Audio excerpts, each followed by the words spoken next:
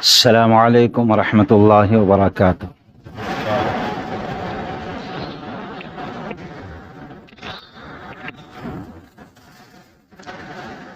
نحمده ونصلي على رسوله الكريم۔ فاعوذ بالله من الشیطان الرجیم، بسم اللہ الرحمن الرحیم۔ وذکر فإن الذکرى تنفع المؤمنین۔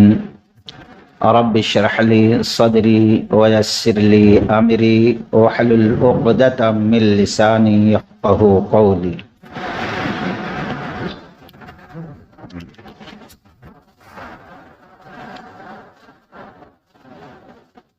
تمام قسم کی تعریف رب العالمین کے لیے ہے۔ درود السلام کا تحفہ اللہ کے حبیب محمد الرسول اللہ صلی اللہ علیہ وسلم پر نازل ہو۔ محترم بھائیوں،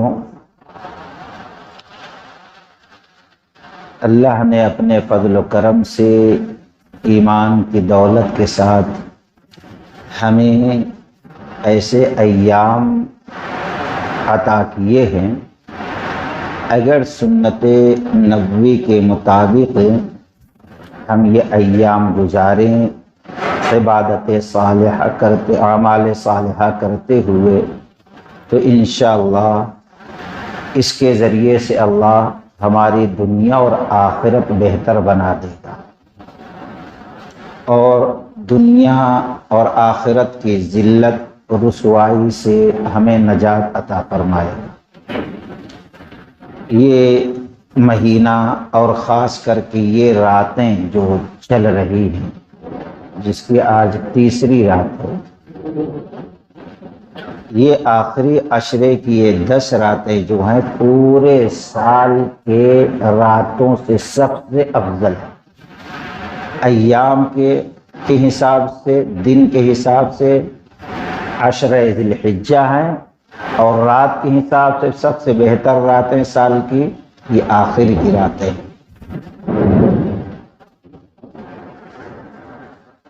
ہم نے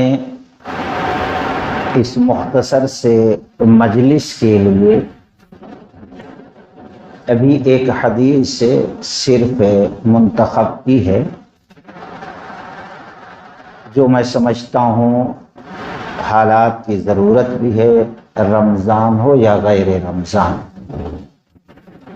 اور اس وقت تک ہمارے رمضان کی یا اس رات کی محنتیں بیکار ہوں گی جب تک کہ اس پر عمل نہ ہوگا۔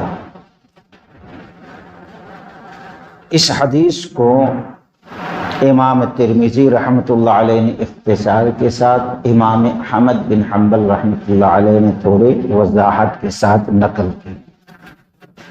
ایک جلیل القدر صحابی عقبہ بن عامر رضی اللہ تعالی عنہ، وہ اپنا واقعہ نقل کرتے ہیں کہ نکلے گھر سے اور چلے جا رہے ہیں راستے میں، چلتے چلتے سامنے سے آتے ہوئے رسول اللہ صلی اللہ علیہ وسلم پر نظر پڑی، دل خوش ہو گیا۔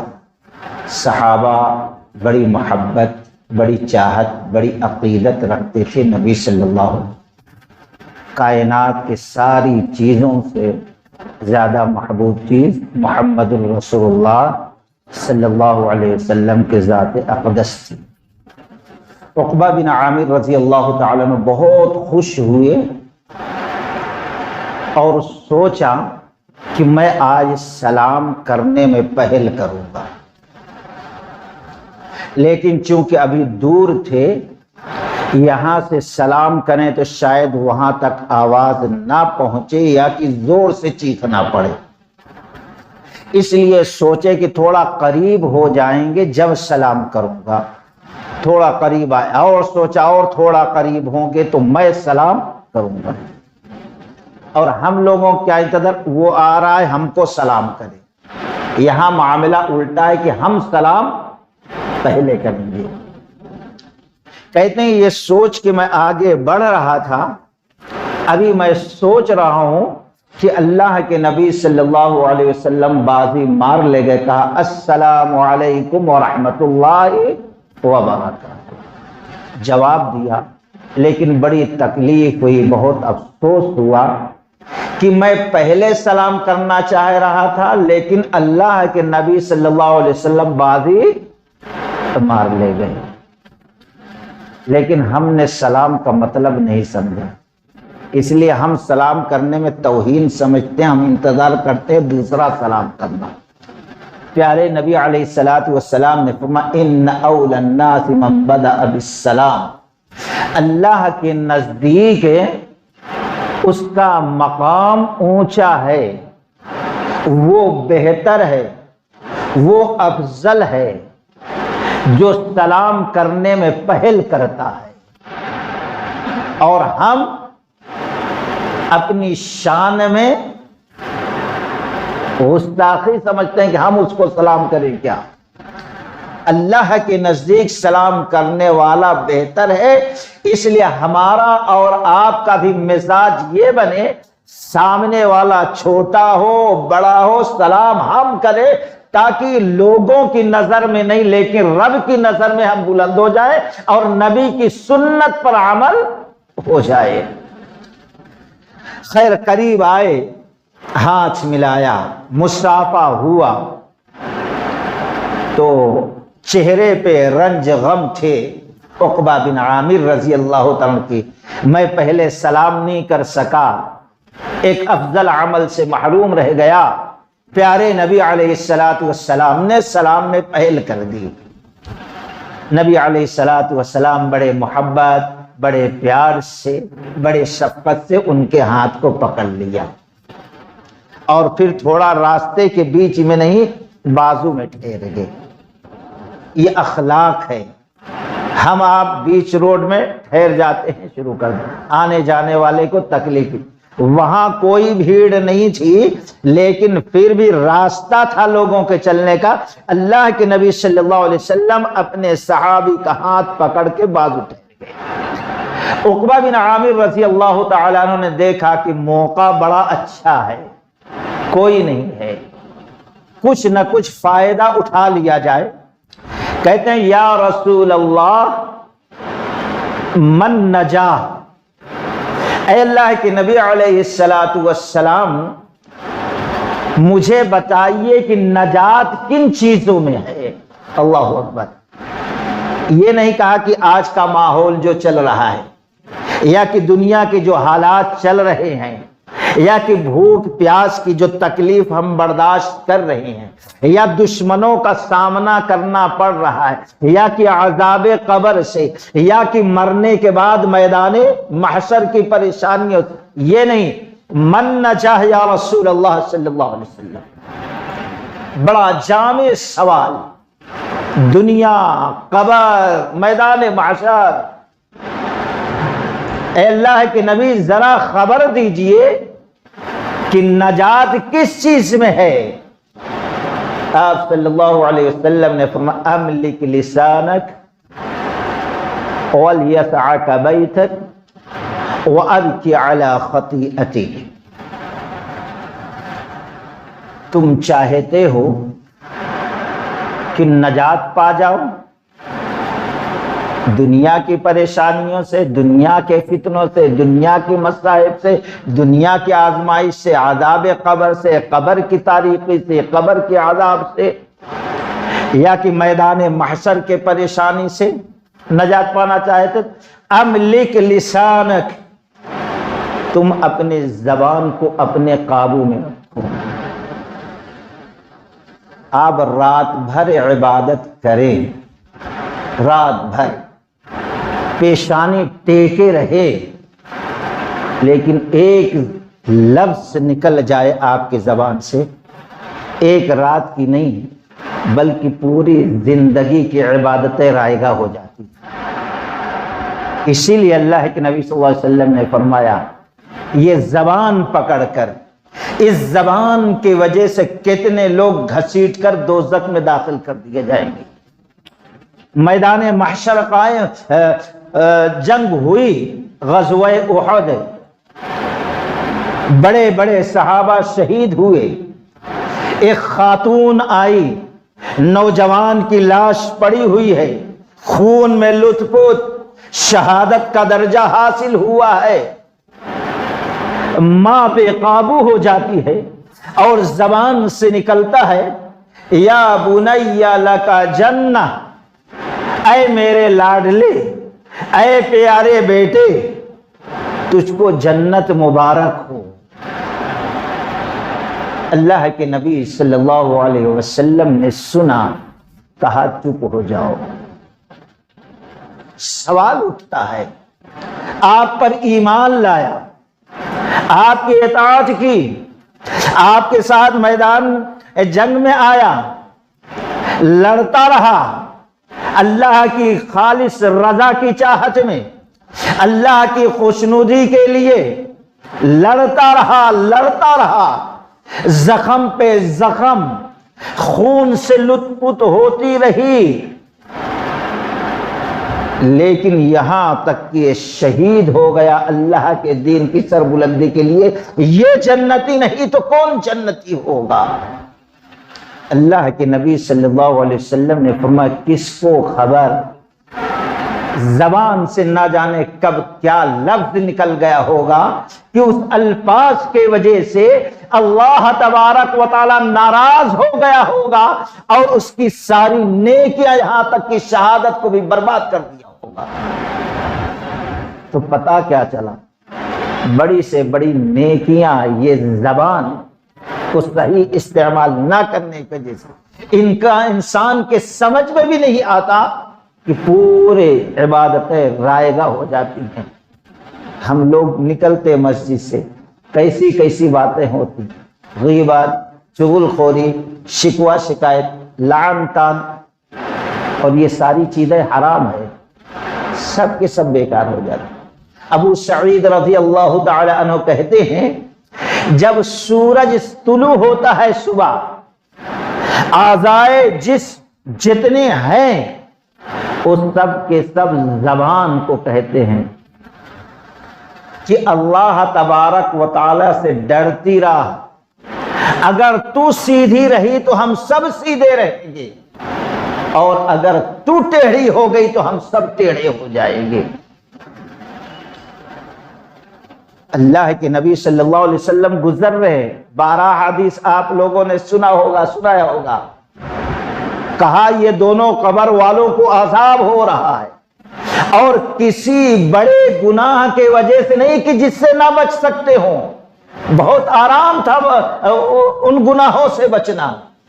ایک قبر والے کو عذاب ہو رہا ہے کہ وہ پیشاب کے چھینٹوں سے نہیں بچتا تھا، اور دوسرے قبر والے کو پر عذاب اس لیے مسلط کیا گیا کیونکہ زبان سے غیبت چغل خوری کیا کرتا تھا، معمولی سمجھ رہا تھا۔ اس لیے اللہ کے نبی صلی اللہ علیہ وسلم نے فرمایا، اگر تم دنیا اور آخرت میں نجات چاہتے ہو، املک لسانک، اپنی زبان کو اپنے قابو میں رکھو۔ من کان یؤمن باللہ والیوم الآخر، جو اللہ پر ایمان رکھتا ہے اور آخرت پر یقین ہے کہ ایک دن دنیا ختم ہو جائے گی، دوسری دنیا قائم ہوگی، اللہ کا سامنا ہوگا، اللہ تبارک و تعالی حساب کتاب لے گا۔ ما عندکم ینفد وما عند اللہ باق، کوئی چیز باقی، فلیقل خیرا او لیصمت، جس کو اللہ پر ایمان ہو، اللہ آخرت پر یقین ہو، اس کو چاہیے جب منہ کھولے تو اچھی بات کرے، ورنہ خاموش رہ جائے۔ ہمارے اسلاف میں بہت سے لوگ ایسے تھے، خاموش رہنے کا بھی روزہ رکھتے تھے کہ آج ہم چپ رہیں گے تاکہ کوئی غلط بات نہ نکلے اور ہماری نیکیاں برباد نہ ہو۔ مریم رضی اللہ تعالی عنہا سے جب عیسیٰ علیہ السلام پیدا ہوئے تو پریشان ہو گئی۔ اللہ تبارک و تعالی نے سورہ مریم کے اندر ذکر کیا کہ کہہ دینا کہ میں روزے سے ہوں، 100 ماہ میں روزے سے ہوں، جو سوال کرنا ہو اس بچے سے پوچھ لو، میں کچھ نہیں بولوں گی۔ خاموش رہ جانا بہت ساری پریشانیوں سے نجات حاصل کر لینا، یہی زبان ہے۔ کبھی میٹھی زبان ہو، اچھی بات ہو تو اس کے وجہ سے لوگ جو ہے پھولوں کا ہار ڈالتے ہیں، اور کبھی کبھی زبان کا استعمال نہ صحیح ہو، لوگ بات کرنا بھی گوارا نہیں کرتے، اور کبھی کبھی جوتے اور چپل سے سواگت کیا جاتا ہے۔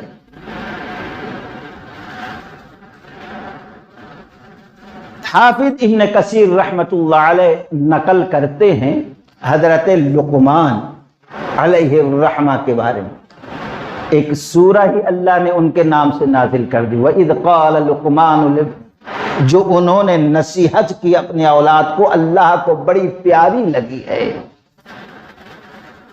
بادشاہ نے ان کو یہ حکم دیا، یہ بکرا لو، ذبح کرو، اور 2 چیز اس میں سے جو سب سے اچھے اور خاص لذیذ ہو اس کو تل کر بھون کر لاؤ۔ بکرا ذبح کیا اور پھر تل کر لائے تو دیکھتے ہیں پلیٹ میں زبان ہے اور دل ہے۔ کہا پورے بکرے کے گوشت میں یہی 2 چیزیں اچھے، کہاں ہاں ان سے زیادہ بہتر لذیذ چیز کوئی نہیں، کھا لی۔ کچھ دن گزرا، پھر حاکم نے کہا لقمان یہ بکرا ذبح کرو، اور سب سے بدترین جو گوشت ہے، برا گوشت ہے، آج وہ تل کے لاؤ۔ لے کے آئے تو پھر وہی زبان اور دل ہے۔ حاکم نے کہا جب میں نے کہا سب سے اچھے ٹکڑے لاؤ تو جب بھی زبان اور دل لائے، جب کہا سب سے برا لاؤ تو وہی 2 چیز لا، کیا معاملہ ہے؟ تو کہا جب یہ دونوں اچھے رہے تو پورے اعضاء اور پوری زندگی اچھی ہو جاتی ہے، اور جب یہ دونوں بگڑ جائیں تو پوری زندگی بگڑ جاتی ہے۔ یہ لقمان حکیم کا جواب تھا علیہ الرحمہ۔ دوستو، اللہ کے نبی صلی اللہ علیہ وسلم کے سامنے لوگ بیٹھے ہوئے ہیں، سوالات ہو رہے ہیں۔ ایک نے اپنے بستی کے ایک خاتون کا ذکر کیا، حدیث سنے ہوں گے دوستو، کیوں اللہ کے نبی نے کہا املک لسانک؟ سوال کیا صحابی نے، میری بستی میں رہنے والی ایک خاتون ہے، بڑی عبادت گزار ہے، تہجد گزار ہے، صدقہ خیرات ہمیشہ کرتی، فرائض تو ادا کرتی ہے لیکن ساتھ میں نوافل بھی نہیں چھوڑتی، ساری اچھائیاں ہیں لیکن زبان کی بہت لعن طعن کرنے والی سخت زبان ہے، بولے تو کلیجہ پھٹ جاتا ہے، جس کی وجہ سے بستی والوں کو بڑی تکلیف ہوتی ہے، لوگ اس کو پسند نہیں کرتے۔ اللہ کے نبی نے کہا کہہ دینا کہ اس کا ٹھکانہ دوزخ ہے۔ اللہ ظاہر بات ہے، موحد تھی، فرائض تو ادا کرتی تھی لیکن نوافل بھی نہیں چھوڑتی، صرف زبان کی وجہ سے ساری عبادتیں برباد۔ اور ہم زبان کا استعمال اور رات بھر جاگ کر عبادت کر کے بھی ایک بات الگ غلط نکل جائے سب بیکار ہے۔ اور دوسری عورت کا ایک شخص نے ذکر کیا کہ وہ فرائض تو ادا کرتی ہے لیکن نوافل وغیرہ زیادہ اہتمام، لیکن زبان کی بڑی اچھی ہے، اخلاق بڑے پیارے ہیں، جس کے وجہ سے ہر شخص اس عورت کو پسند۔ نبی نے فرمایا اس زبان کے وجہ سے اس کا ٹھکانہ بتا دینا جنت ہے۔ تو آپ سے جب سوال ہوا کہ من نجا یا رسول اللہ، نجات کس میں ہے؟ آپ نے پہلے زبان پکڑ کے کہا اب لکھ لسانک۔ صدیق اکبر رضی اللہ تعالی عنہ کو ایک مرتبہ عمر فاروق رضی اللہ تعالی عنہ نے دیکھا کہ اپنی زبان کھینچ رہے اور مروڑ رہے، ایٹ رہے ہیں غصے۔ کہا اللہ رحم کرے یہ کیا کر رہے ہو؟ کہا آج اس زبان کو میں سیدھی کر رہا ہوں کیونکہ کتنے لوگ اس کے وجہ سے دوزخ میں جائیں گے، اس لیے میں اس کو سیدھی کر رہا ہوں۔ یہ ہمارے اسلاف کا طریقہ تھا دوستو۔ تو پہلی چیز املک لسانک، دوسری چیز ولیسعک بیتک، اپنے گھر کو کافی سمجھو۔ ہمیشہ رمضان میں بھی غیر رمضان میں بھی، سرما کا موسم ہو تو گرما کا موسم ہو تو دن ہو تو رات ہو تو، آج کتنے ایسے بد نصیب ہوں گے کہ جاگنے کی رات تو ہے، گھر میں جاگیں عبادت کریں، رحمتوں کے فرشتوں کے نزول کا وقت ہے، گھر میں رہے، اپنوں کے ساتھ رہے، قرآن کی تلاوت مسجد میں رہیں، لیکن آج بھی روڈوں پہ نظر آتے ہوں گے سوچو۔ وَلْيَسْعَكَ بَيْتَكَ، اللہ نے کہا اپنے گھر کو اپنے لیے کافی سمجھو۔ وَقَرْنَ فِي بُيُوتِكُنَّ وَلَا تَبَرَّجْنَ تَبَرُّجَ الْجَاهِلِيَّةِ الْأُولَى وَأَقِمْنَ الصَّلَاةَ وَآتِينَ الزَّكَاةَ وَأَطِعْنَ اللَّهَ وَرَسُولَهُ، اللہ نے نبی کی بیویوں کو حکم دے کر گویا نبی کے امت کی ساری عورتوں کو قیامت تک کے لیے یہ قانون بنا رہا ہے۔ جتنی خواتین ہیں حکم ہے وقرن فی بیوتکن، تو ایمان دار عورتیں ہوں، باعزت عورتیں ہوں، رب کے ماننے والی، نبی کے باتوں کو ماننے والی خاتون ہو، تم اپنے گھروں کو اپنے لیے لازم کر لو، گھروں سے چمٹی رہو، بلا وجہ بلا ضرورت بناؤ سگار کر کے باہر نہ نکلو زمانے جاہلیت کی طرح۔ وَلَا تَبَرَّجْنَ تَبَرُّجَ الْجَاهِلِيَّةِ الْأُولَى، جیسے جاہل قوم، جیسے کافر قوم، جیسے مشرک قوم، جیسے گمراہ قوم، جیسے فاسق قوم، جیسے مغضوب قوم، جیسے ملعون قوم بناؤ سگار کر کے باہر بازاروں کی زینت بنتی ہیں، تم عورتیں ایسے مت کیا کرو۔ وَأَقِمْنَ الصَّلَاةَ، تم نماز پڑھتی رہو، قائم کرتے رہو۔ وَآتِينَ الزَّكَاةَ، تمہارے مالوں میں، تمہارے زیورات میں جو زکوٰۃ نکلتے ہیں اس کو ادا کرتے رہو۔ وَأَطِعْنَ اللَّهَ وَرَسُولَهُ، اور ہر معاملے میں اللہ و رسول کی اطاعت کرتی رہو۔ اللہ تعالیٰ یہ پیغام دے رہا ہے۔ اسی طریقے سے کچھ صحابہ، ترمذی کی روایت ہے، ابو سعید خدری رضی اللہ تعالیٰ عنہ حدیث کے راوی ہیں، باہر بیٹھ گئے راستے پہ، آپس میں خیر خیریت گفتگو کر رہے ہیں۔ اللہ کے نبی صلی اللہ علیہ وسلم نے فرمایا یہاں مت بیٹھو۔ کہنے لگے اللہ کے نبی صلی اللہ علیہ وسلم ہم مجبور ہیں۔ کیوں؟ دن بھر کاروبار ادھر ادھر رہتے، اب تھوڑے سے ملاقات کر کے ہم لوگ خیر خیریت معلوم کر لیں گے، تھوڑی بات کر کے چلے جائیں گے، مجبور ہیں۔ اللہ کے نبی نے فرمایا اگر تم وہاں بیٹھ رہے ہو تو تم اس کا حق ادا کرو راستے کا۔ صحابہ پریشان، ماں باپ کا حق، بیوی بچوں کا حق، پڑوسیوں کا حق، رشتہ داروں کا حق، یہ سمجھ میں آتا، اللہ رسول کا حق سمجھ میں آئے، یہ روڈ کا راستے کا پتھر کا حق کیا ہوتا ہے یہ سمجھ میں نہیں آیا۔ کہا اللہ کے نبی اب اس کا حق کیا ہے؟ گھر سے تو نکل گئے، آپ کہہ رہے یہاں بیٹھنے پہ تھوڑی دیر مجبور ہو تو حق ادا کرو۔ صحابہ پوچھتے اب اس کا حق کیا ہے ذرا بتائیے۔ غض البصر، اپنی نگاہوں کو نیچی رکھو تاکہ پاک دامن مسلمان خواتین باعزت، باغیرت، با پردہ، با حیا، ایمان اسلام کو چاہنے والے، اللہ و رسول کے فرامین پر عمل کرنے والے جب گزرے تو ان کو تکلیف نہ ہو، ان کو حیا شرم کا سامنا نہ کرنا پڑے. کیسے گزرے یہ مرد حضرات بیٹھے.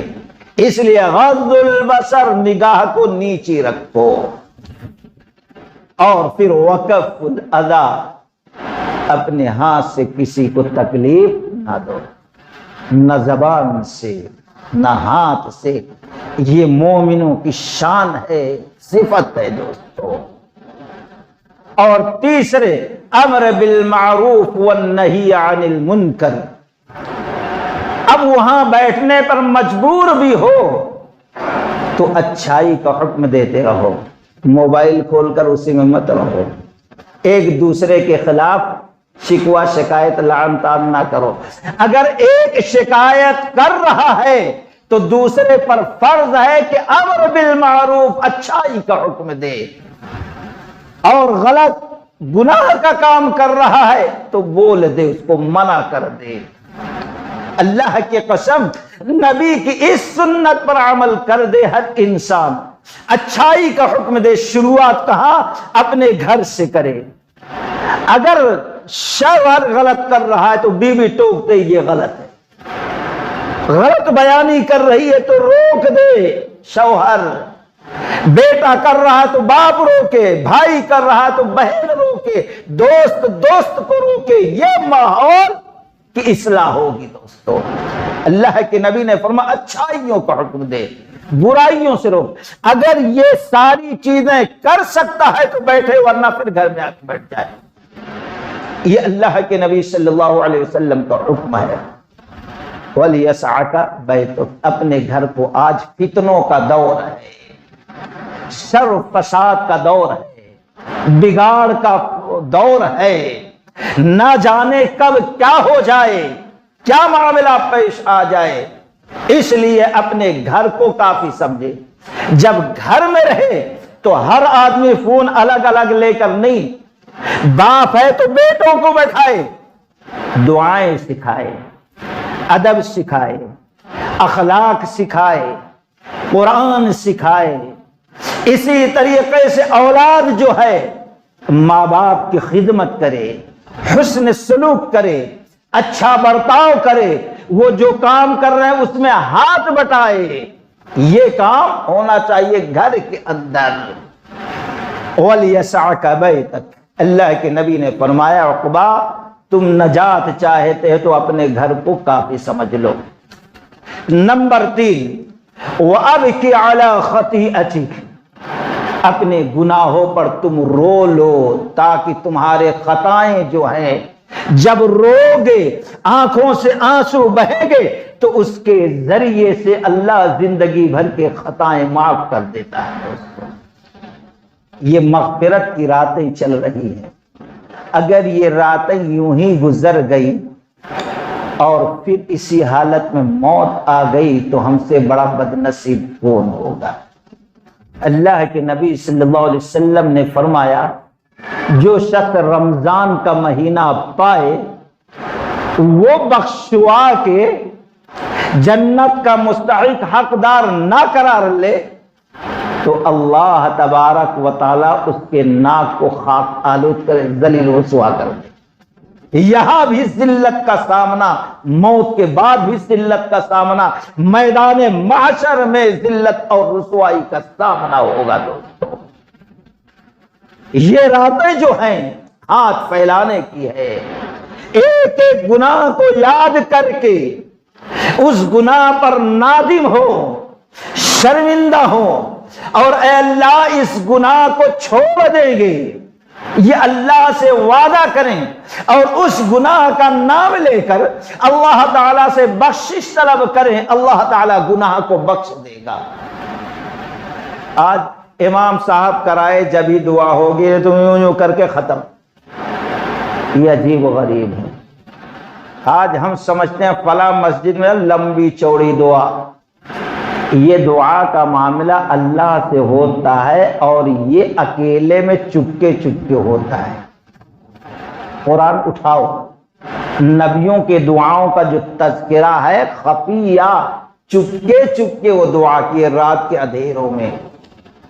اور پھر جن لوگوں کو اللہ اپنے عرش کا سایہ نصیب کرے گا میدان محشر میں، اس میں سے ایک وہ شخص ہوگا جو رات کے اندھیرے میں اکیلے رب کو یاد کیا اور رب تعالیٰ سے خوف کھایا، اور پھر اس کے آنکھ سے آنسو کے قطرے گر گئے تو اللہ تعالیٰ اس پر دوزخ کی آگ کو حرام قرار دے۔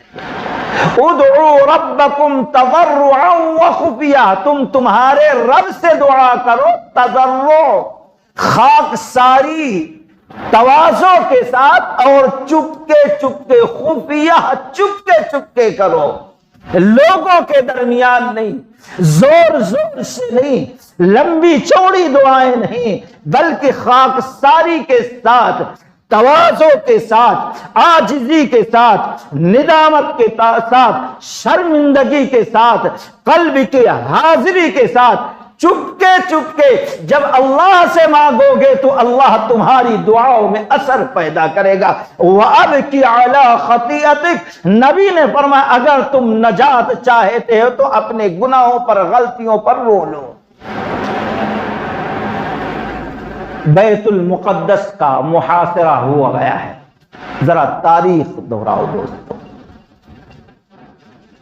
وہاں کا پوپ کہتا ہے مسلمانوں تم بھی پریشان، باہر سے ہمارے قلعے کو گھیر لیے ہو، ہم قلعے میں پریشان، میں تمہارے سامنے ایک معاملہ رکھتا ہوں، ہماری کتاب میں یہ موجود ہے کہ اس کے ہاتھ پہ یہ قلعہ فتح ہوگا، تم اپنے امیر کو بلاؤ، خلیفۃ المسلمین کو بلاؤ، ہمارے کتاب کے اندر جو نشانی بیان کی گئی ہے اگر وہ نشانی موجود ہوگی تمہارے امیر میں، خلیفہ میں، تو اللہ کی قسم ہم چابی تمہارے حوالے کر دیں گے اپنے ہاتھ سے عزت کے ساتھ۔ یہ پیغام آیا عمر رضی اللہ تعالیٰ عنہ کے پاس، آپ نے مشورہ کیا، 16 ہجری کا وقت، لوگوں نے مشورہ دیا، علی رضی اللہ تعالیٰ عنہ نے اگر ایسا معاملہ ہے تو امیر المومنین جانا چاہیے۔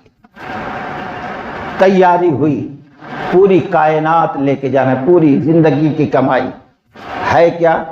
رسی کا تھیلا، اللہ اکبر، ایک اونٹ اور ایک لکڑی کا پیالہ ہے، پوری کائنات کی دولت، اور امیر المؤمنین ہے، خلیفۃ المسلمین ہے۔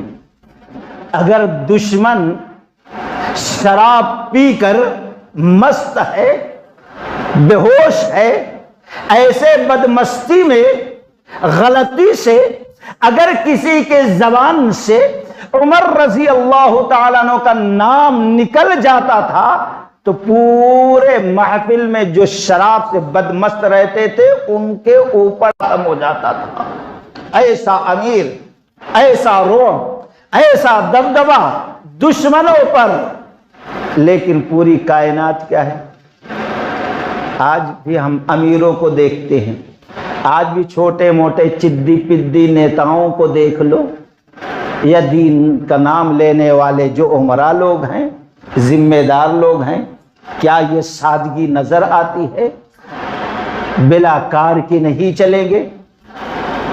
یہاں پر امیر المؤمنین کی کل کائنات، ایک رسی کا تھیلا، ایک اونٹ سواری کے لیے، اور لکڑی کا ایک پیالہ جو پانی پینے کے لیے اور کھانے کے لیے تھا، کل کائنات لے کر چلے۔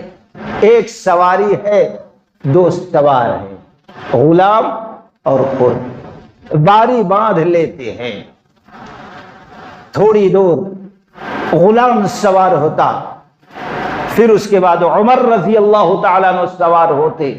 خیر اس طریقے سے جب بیت المقدس پہنچ رہے ہیں، جب سارے شہر کے لوگ مسلمانوں کا خلیفہ دیکھنا چاہتے ہیں، جس کا نام سن سن کے لرزتے تھے، آج دیکھنے کے لیے ہیں، تو اس وقت سواری پر کون سوار تھا؟ غلام، اور غلام کی جگہ امیر المؤمنین سواری اونٹ کی نکیل مہار رسی تھام کر آگے آگے چل۔ یہ سادگی والا نظارہ اس کے بعد سے دنیا نے نہ دیکھا اور شاید نہ دیکھ سکتے ہیں۔ جب پہنچے دشمن آگے بڑھتا ہے دیکھنے کے لیے، تو ایک دشمن آگے بڑھتا ہے اور خالد بن ولید رضی اللہ عنہ سے کہتا ہے ہم نے سنا تھا کہ مسلمانوں کا امیر خلیفہ بڑا خوبصورت ہے، لیکن ہم دیکھتے ہیں اس کے چہرے پہ رخسار پر کالے کالے دھبے نظر آ رہے ہیں۔ خالد بن ولید رضی اللہ عنہ نے کہا کہ ہاں، ہم مسلمانوں کا خلیفہ بڑا خوبصورت ہے، بڑا پیارا چہرہ ہے، اس کے چہرے پہ نور چمکتا ہے، لیکن جو تم کالے کالے دھبے دیکھ رہے ہو، جب کائنات سو جاتی ہے اور یہ مسلمانوں کا امیر جب بستیوں میں گھوم لیتا ہے، دیکھتا ہے کوئی مسافر مجبور بے بس لاچار نہیں کہیں ہے، اب جب سکون حاصل کر لیتا کہ پوری رعایا سکون سے سو رہی ہے، تو یہ ہمارا امیر سوتا نہیں، وضو کر کے مصلی بچھاتا، اللہ کی قسم قیام رکوع سجود کرتا اور اللہ کے سامنے ہاتھ پھیلاتا اور اس طریقے سے روتا کہ آنکھوں سے آنسو بہ کر داڑھی پہ گرتے، وہ آنسو گرنے اور بہنے کی وجہ سے اس کے چہرے پہ کالے دھبے نظر آ رہے ہیں۔ یہ بدصورتی کی نشانی نہیں ہے، بلکہ اللہ کے خوف سے اپنے کوتاہیوں کو یاد کرتا ہے اور روتا ہے، وہ نشان تم کو نظر آ رہے ہیں۔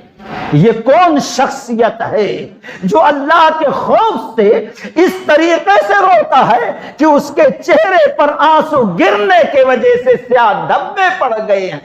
لیکن آج ہم گناہوں میں لطف ہیں، ہمیں اپنے گناہ یاد نہیں آتے، ہمیں اپنے گناہوں پر ندامت نہیں ہوتی، ہمیں اپنے گناہوں پر ڈر خوف نہیں پیدا ہوتا۔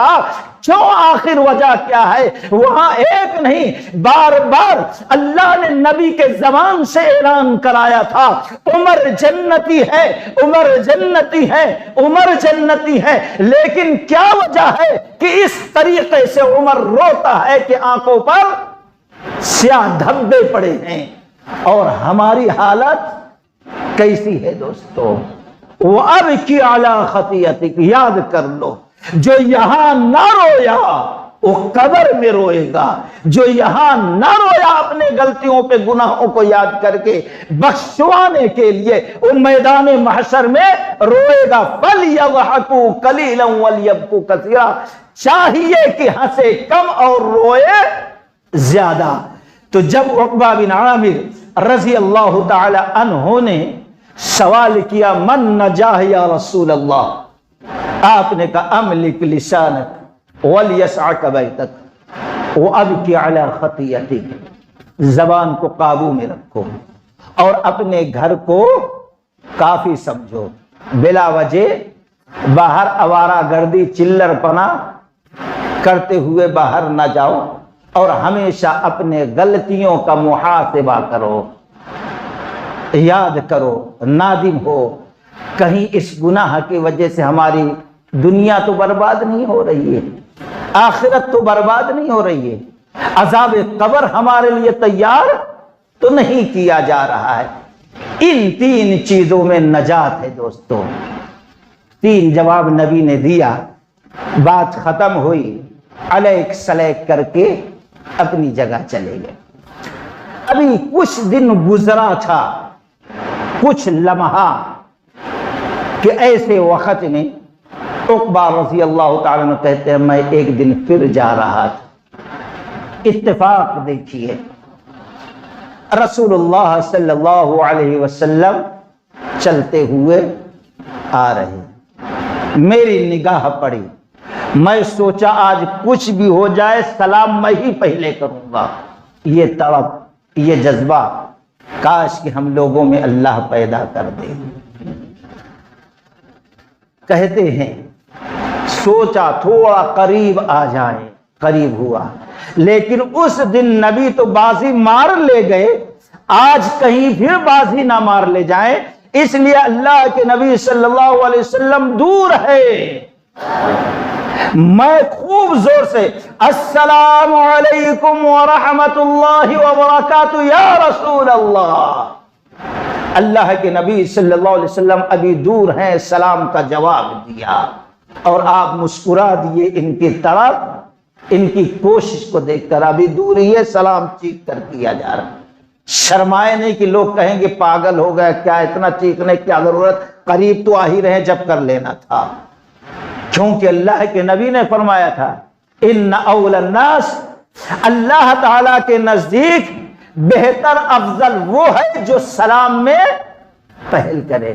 اللہ کے نزدیک بہتر ہونا چاہ رہے تھے، سلام کیا، نبی قریب آئے، بڑے شفقت محبت سے علیک السلام ہوئی، پھر اس کے بعد موقع تھا تھوڑا رک گئے، یا ایک روایت میں ہے کہ گھر بیٹھے کانا ڈالے، تو اللہ کے نبی صلی اللہ علیہ وسلم نے فرمایا اے عقبہ،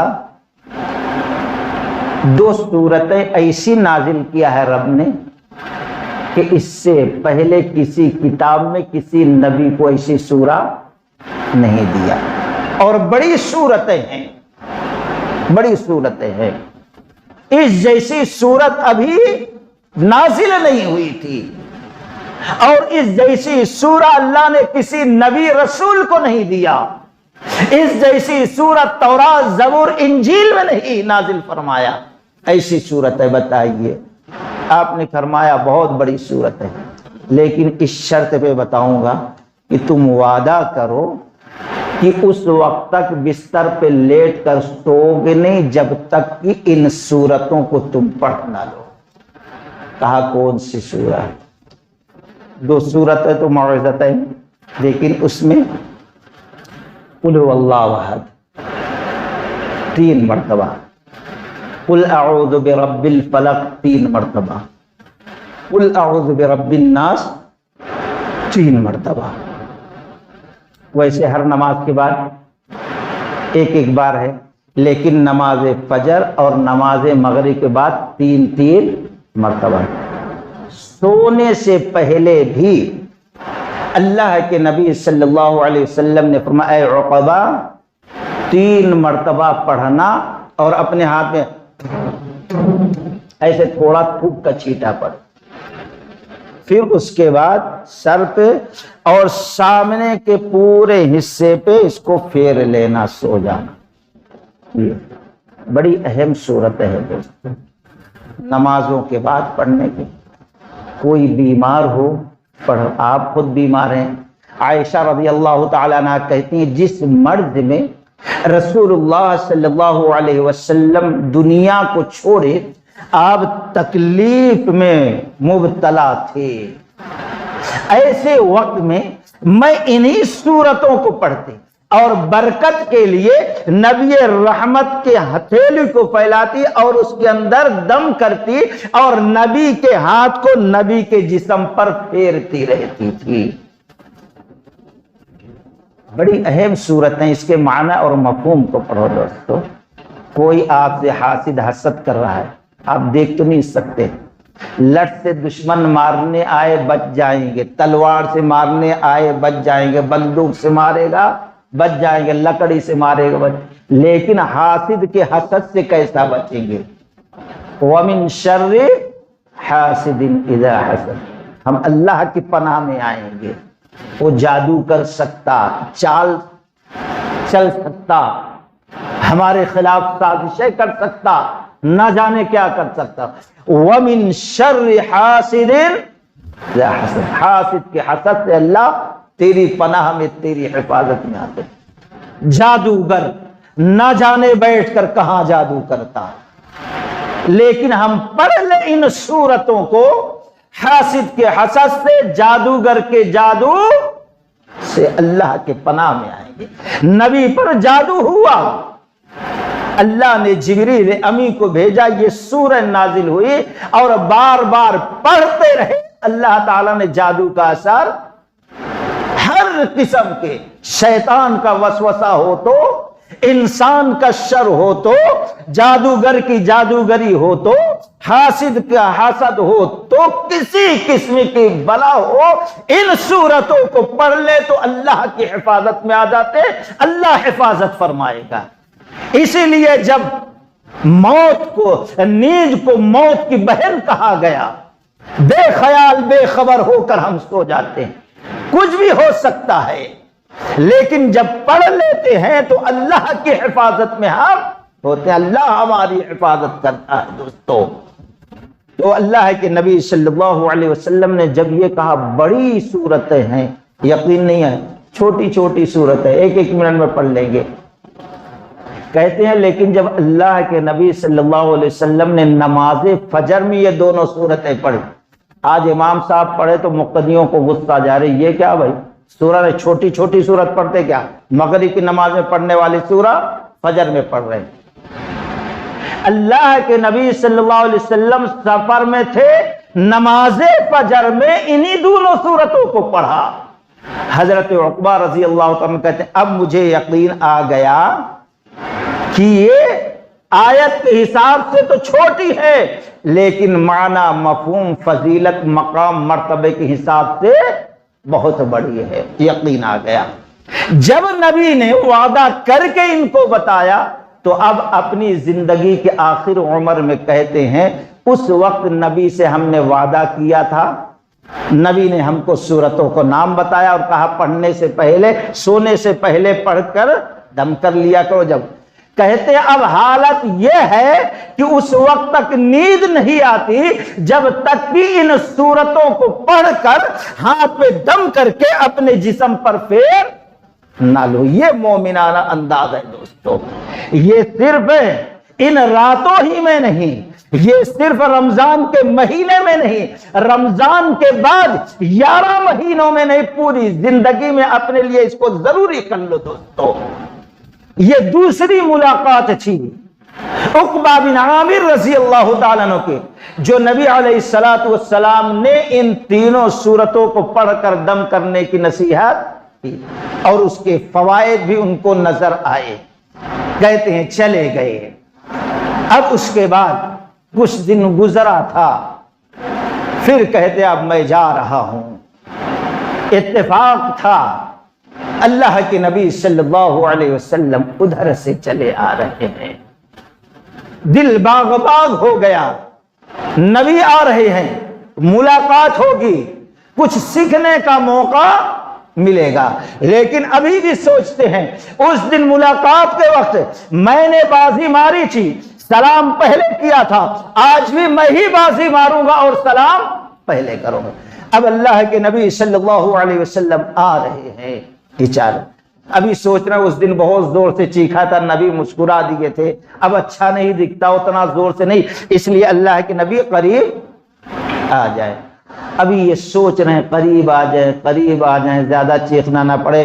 کہتے ہیں کہ اللہ کے نبی نے بازی ماری کا السلام علیکم ورحمت اللہ وبرکاتہ یا عقبہ بن عامر، تم پر سلامتی ہو اے عقبہ بن عامر۔ کہتے ہیں بڑی تکلیف ہوئی، میں سوچا تھا میں پہلے سلام کروں گا لیکن نبی بازی مار لے گئے۔ خیر رنجیدہ ہو گئے، تکلیف ہوئی، بہت بڑی نیکی سے میں محروم ہو گیا۔ اللہ کے نبی صلی اللہ علیہ وسلم کے ہاتھ میں ان کا ہاتھ تھا۔ اس وقت کہنے لگے یا رسول اللہ صلی اللہ علیہ وسلم، مجھے ایسا عمل بتائیے جو سب سے افضل اور بہتر ہو۔ سوچا موقع اچھا ہے دوستو، آج ہم کیا پوچھیں گے؟ بھائی ایسی چیز بتاؤ کہ یہ ہو جائے، ایسی دعا بتا دو۔ عمل کرنے والا نہیں، سب کام دعا ہی سے ہم کرنا چاہتے، عمل نہیں چاہتے۔ وہاں کہتے ہیں ایسا عمل بتائیے جو سب سے افضل ہو۔ جب سب سے افضل عمل ہوگا تو کرنے والا سب سے افضل ہوگا، دنیا میں بھی اور آخرت میں بھی۔ کہتے ہیں اللہ کے نبی صلی اللہ علیہ وسلم کے ہاتھ میں میرا ہاتھ تھا، میں نے یہ سوال کیا تو اللہ کے نبی صلی اللہ علیہ وسلم نے اس وقت 3 باتیں سکھائی جو بڑی اہم ہے دوستو۔ آپ کہتے ہیں صل من قطعک وعاطی من حرمک وعاف من ظلمک، رواہ الترمذی۔ آپ صلی اللہ علیہ وسلم نے فرمایا اے عقبہ سل من قطعک، جو رشتہ دار تم سے رشتہ توڑے، رشتہ کاٹے، تم سے دور بھاگے، تم وہ رشتہ جوڑو۔ آج ہم کیا بڑے انہیں آیا تو میں ملتا ہوں، انہیں اچھا کیا تو میں بھی اچھا، انہیں بھاگ رہا تو اپنے کیا ضرورت ہے، انہیں کھلا رہا ہے کیا، یہ چیز ہے۔ اللہ کے نبی نے فرمایا یہ تو ادلا بدل ہے کہ انہیں اچھا کیا تو تم اچھے کرو، اس میں کون سا کمال؟ 2 نسل کے جانور بھی قریب تھوڑے دن باندھ دیے جائیں تو ایک دوسرے سے مل جاتے ہیں۔ اگر تمہارا رشتہ دار تم سے اچھا کر رہا ہے، تم بدلے میں اچھا، تو اس کو رشتہ جوڑنا، نبی نے فرمایا نہیں، یہ تو ادلا بدلی ہے، انہیں کیا تو تم کر رہے، اس میں کوئی کمال نہیں، اس میں کوئی اجر ثواب نہیں۔ رشتہ جوڑنا کیا ہے؟ سل من قطعک، جو رشتہ کاٹے، جو رشتہ توڑے، اس رشتے کو تم جوڑو۔ یہ ہے اصل رشتہ جوڑنا، یہ ہے اصل صلہ رحمی دوستو۔ اس کے اندر کمال ہے، اس میں بڑے فوائد ہیں، لیکن یاد رکھنا امام بخاری رحمت اللہ علیہ الادب المفرد کے اندر نقل کرتے ہیں کہ ہفتے میں 1 دن درس حدیث دیتے تھے ابو ہریرہ رضی اللہ عنہ۔ کئی ایک صحابی کا ایسا عمل تھا کہ ہفتے میں 1 دن درس کسی گھر میں کسی مقام پر لوگ جمع ہو جاتے، دیتے تھے، ایمان کی تجدید ہوتی تھی۔ اور جب یہ درس شروع کرتے، تقریر شروع کرتے، تو یہ اعلان کرتے کہ میرے اس محفل میں، اس کلاس میں، اس درس میں کوئی ایسا انسان ہے جس نے کسی سے رشتہ کاٹ لیا ہو، تو اب اس کو چاہیے کہ میری محفل سے نکل کر چلا جائے۔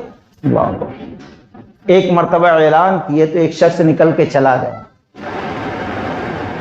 ان کا درس پورا ہو رہا، ختم ہو رہا، وہ نوجوان آ کے بیٹھا، انہوں پریشان، بلا ادھر۔ جب میں تقریر شروع کیا تو تم چلے گئے، اب ختم کر رہا ہوں تو آ رہے، کیا معاملہ ہے، کیوں گئے اور کیوں آئے؟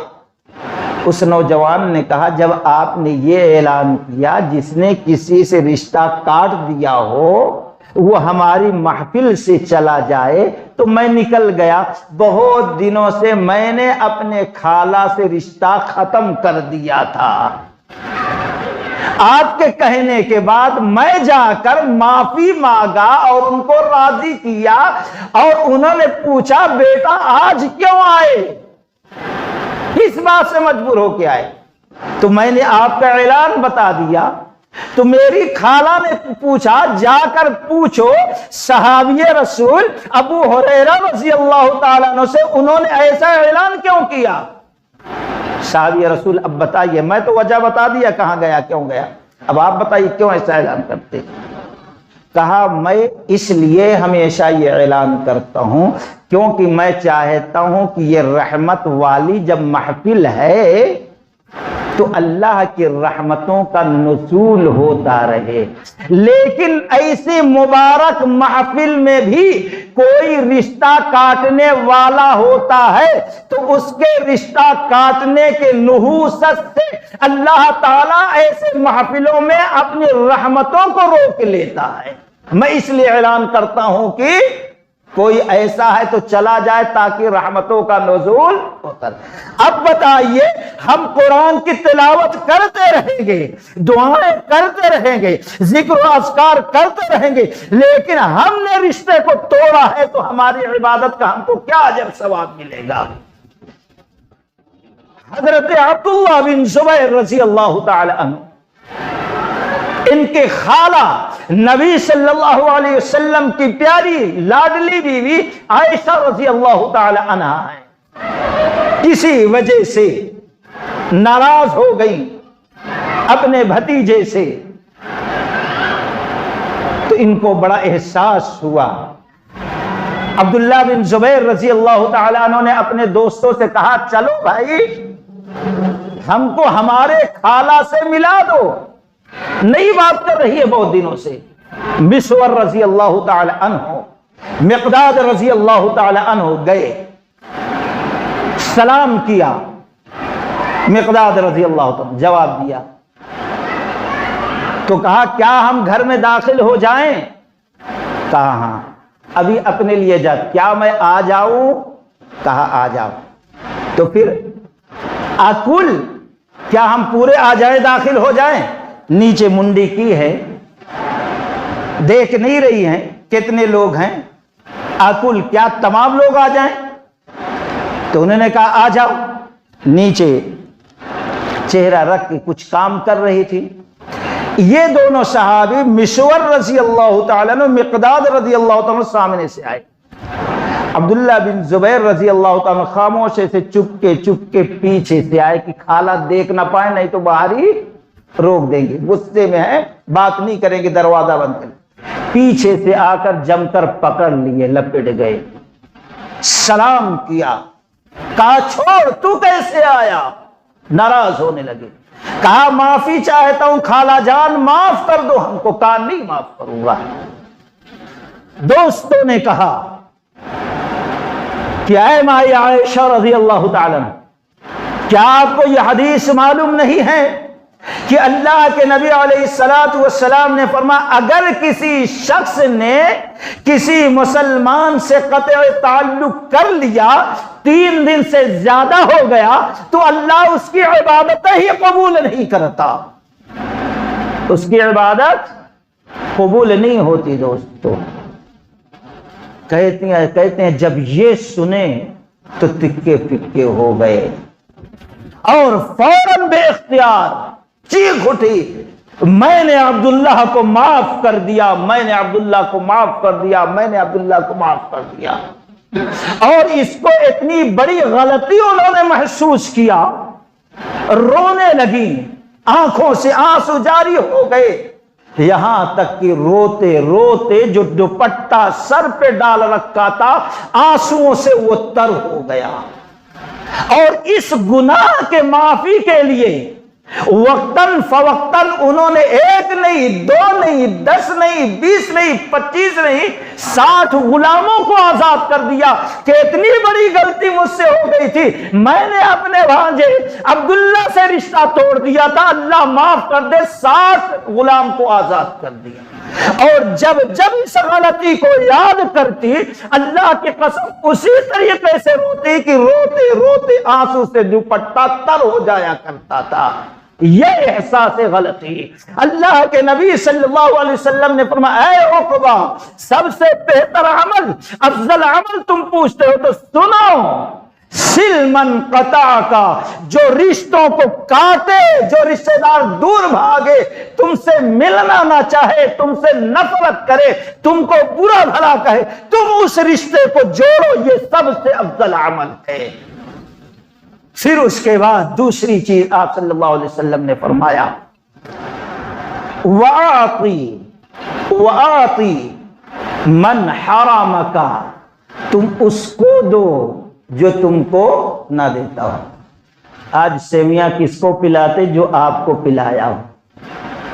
تحفہ اس کو دیتے ہو جو آپ کو تحفہ دیا ہے۔ رشتہ دار ہے، اگر اس نے اپنے عقیقے کی دعوت میں نہیں بلایا، انہیں ولیمے میں کی دعوت میں نہیں بلایا، انہیں کسی معاملے میں نہیں بلایا، تو آپ ناراض ہو جاتے، آپ کہتے میں بھی نہیں بلاؤں گا۔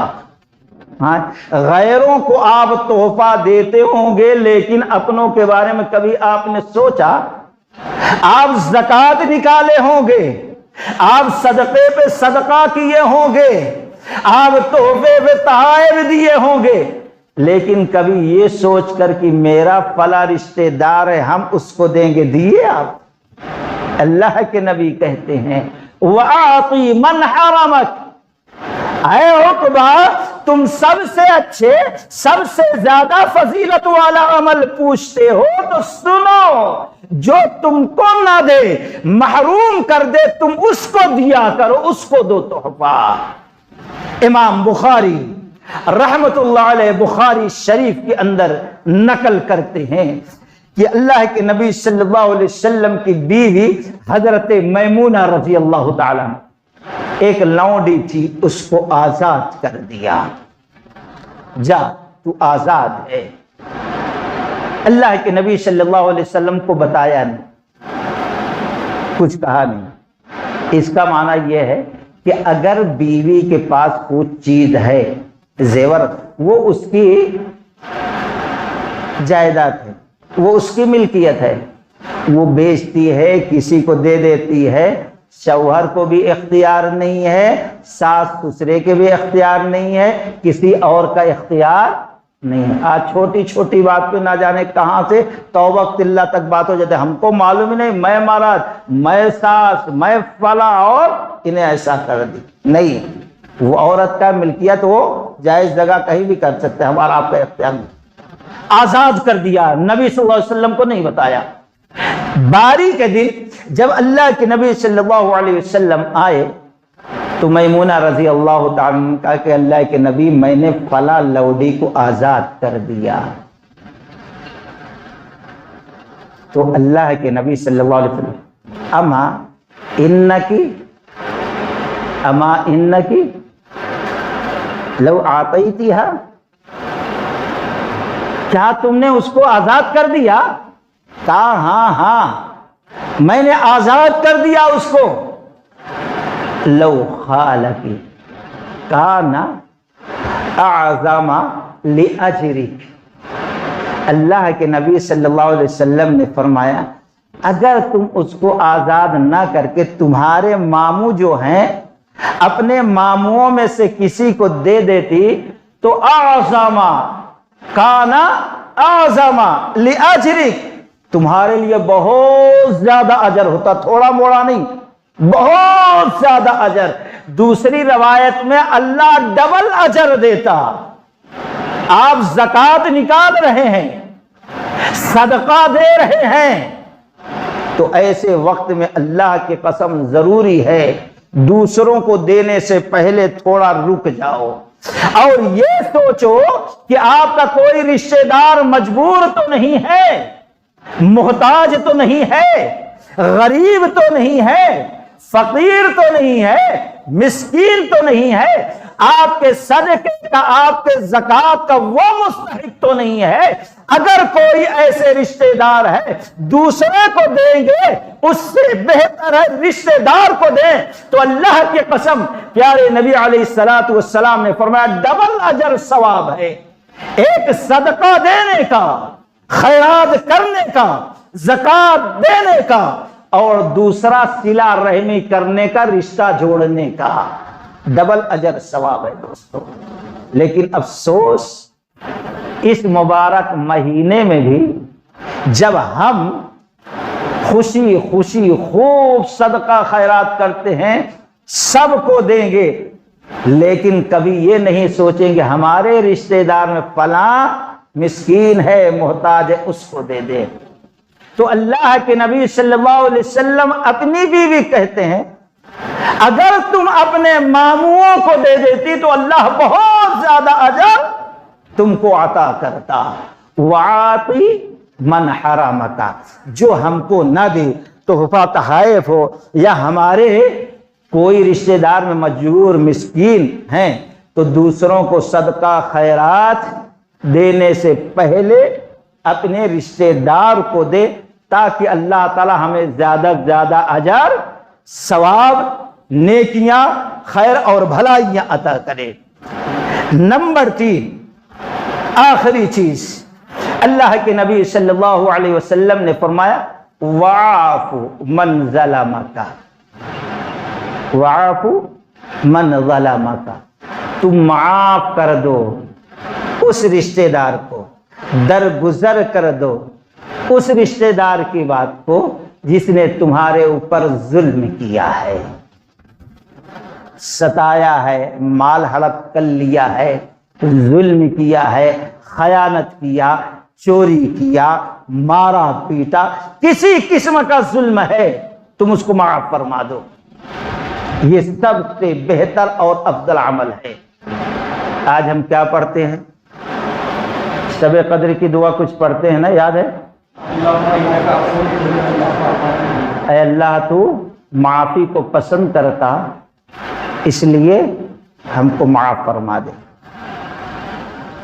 اللہ تعالی قرآن سورہ نور کے اندر کہتا ہے وَلْيَعْفُوا وَلْيَشْفَعُوا أَلَا تُحِبُّونَ أَن يَغْفِرَ اللَّهُ لَكُمْ وَاللَّهُ غَفُورٌ رَحِيمٌ۔ وَلْيَعْفُوا، اور چاہیے کہ معاف کر دو، درگزر کر دو اپنے رشتہ دار کو۔ الا تحبون ان یغفر اللہ لکم، کیا تم یہ پسند نہیں کرتے کہ اللہ تمہارے گناہ کو معاف فرما دے؟ وہ بہت زیادہ بخشنے والا اور شفیق مہربان ہے۔ مطلب کیا؟ اگر تم چاہتے ہو کہ اللہ تمہارے گناہ کو معاف فرما دے تو تمہارے رشتہ دار جو تم پر ظلم کیے ہیں تم ان کو معاف فرما دو، یہ مطلب نکلا۔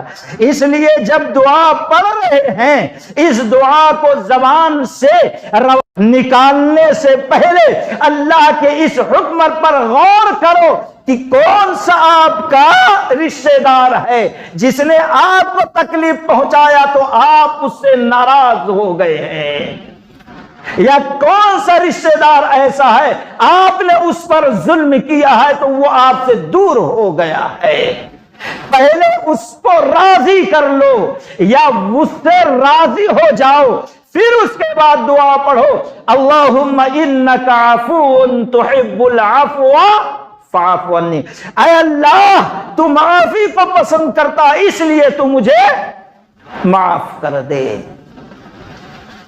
یہ دعا پڑھنے سے پہلے شرط لگایا رب العالمین نے۔ یہ آیت کا پس منظر ہے نازل اختصار کے ساتھ۔ عائشہ رضی اللہ تعالیٰ عنہ صدیق اکبر رضی اللہ تعالیٰ عنہ لاڈلی بیٹی تھی، منافق، حسد، جلن، بدماشی، بدبختی کی وجہ سے بدکاری کا الزام لگا دیا ان پر۔ اب اس میں سازش میں جو رچی گئی تھی اس گندی ہوا میں کچھ صحابہ بھی ملوث ہو گئے، سازش میں آ گئے، ہوگی تحقیق نہیں کی۔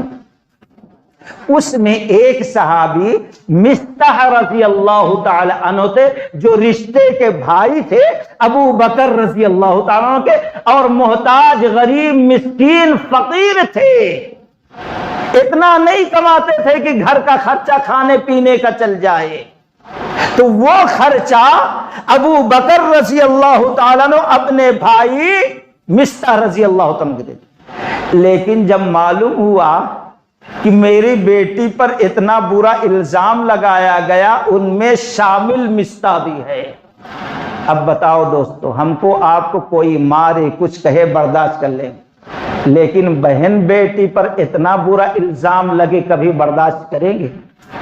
کبھی نہیں برداشت کریں گے۔ صدیق اکبر کو بڑی تکلیف ہوئی، انسانی فطرت ہے، کہا یہ میرا رشتے کا بھائی تھا، یہ تو اس سازش میں نہیں ملوث ہونا تھا، تحقیق تو کر لینا تھا۔ دوسرے یہ محتاج ہے، میں اس کو خرچہ دیتا ہوں ہر مہینہ، کم سے کم اس کا خیال کرنا تھا۔ میری بیٹی ہوئی تو اس کی بھی تو ہوئی، کیسے اس کے زبان سے ایسے الفاظ نکلے ہیں؟ کہا اللہ کی قسم اب اس کو خرچہ نہیں دوں گا، روک دیا اس خرچے کو۔ جب اس وقت اللہ تبارک و تعالی یہ آیت نازل کرتا ہے، صدیق اکبر رضی اللہ تعالیٰ عنہ خرچہ نہیں دے رہے رشتہ دار سے، اس واقعہ کی وجہ سے ناراض ہو گئے، اللہ کہتا ہے وَلَا يَأْتَلِ أُولُو الْفَضْلِ مِنْكُمْ وَالسَّاعَةِ أَنْ يُؤْتُوا أُولِي الْقُرْبَى وَالْمَسَاكِينَ وَالْمُهَاجِرِينَ فِي سَبِيلِ اللَّهِ وَلْيَعْفُوا وَلْيَصْفَحُوا أَلَا تُحِبُّونَ أَنْ يَغْفِرَ اللَّهُ لَكُمْ وَاللَّهُ غَفُورٌ رَحِيمٌ۔ چاہیے کہ معاف کر دو، درگزر کر دو، کیا تم نہیں پسند کرتے اللہ تم کو بخش دے؟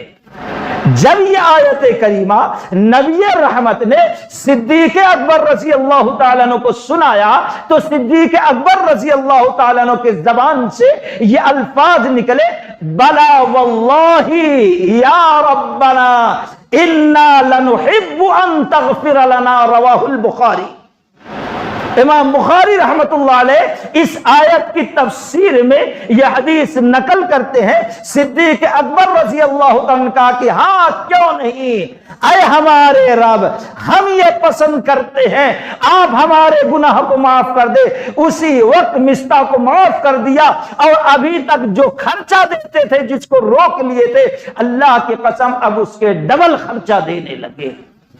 یہ ہے چاہت مغفرت طلب کرنے کی۔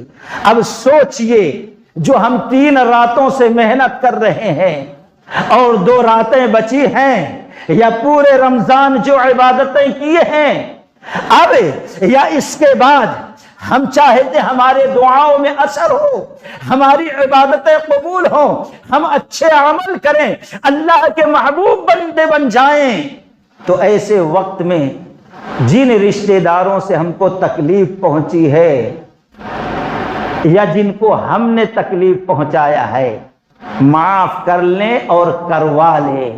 انشاءاللہ اس کی برکت سے اللہ تعالی ہمارے گناہ، وعدہ ہے جو چاہتا ہو ہم اس پر رحم کریں، ہم اس کی بخشش کریں، تو اس کو بھی چاہیے کہ اپنے رشتہ داروں کو معاف کر دے۔ اللہ کے نبی سے جب عقبہ بن عامر رضی اللہ عنہ کہا کہ اللہ کے نبی سب سے افضل عمل بتائیے، نبی نے تیسری ملاقات میں یہ تو 3 بار ملاقات کا ذکر حضرت عقبہ بن عامر رضی اللہ عنہ کہتے ہیں پہلی ملاقات میں من نجا، کس سے نجات؟ زبان کو قابو میں رکھو اور اپنے گھر کو کافی سمجھو اور اپنے گناہوں پر رو لو، دنیا اور آخرت میں نجات مل جائے گی۔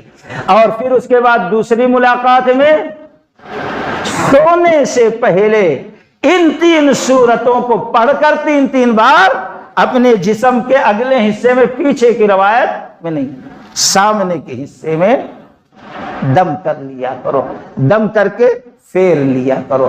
بڑی اہم صورت ہیں دوستو، دنیا کے تمام شر فتنوں سے اللہ ہماری حفاظت کرے گا۔ اور تیسری ملاقات میں جو رشتہ دار کاٹے رشتہ ہم اس کو جوڑے، جو نہ دے ہم اس کو دیں، اور جو ظلم کرے ہم اس کو معاف کر دیں، یہ سب سے افضل عمل ہے۔ اس افضل عمل کی وجہ سے رب کے محبوب یہاں بھی بنیں گے اور آخرت میں۔ اللہ تعالیٰ سے دعا ہے کہ اللہ تبارک و تعالیٰ ان نصیحتوں کے موافق زندگی گزارنے کی توفیق رفیق عطا فرمائے۔ وآخر دعوانا ان الحمدللہ رب العالمین۔ السلام علیکم ورحمۃ اللہ وبرکاتہ۔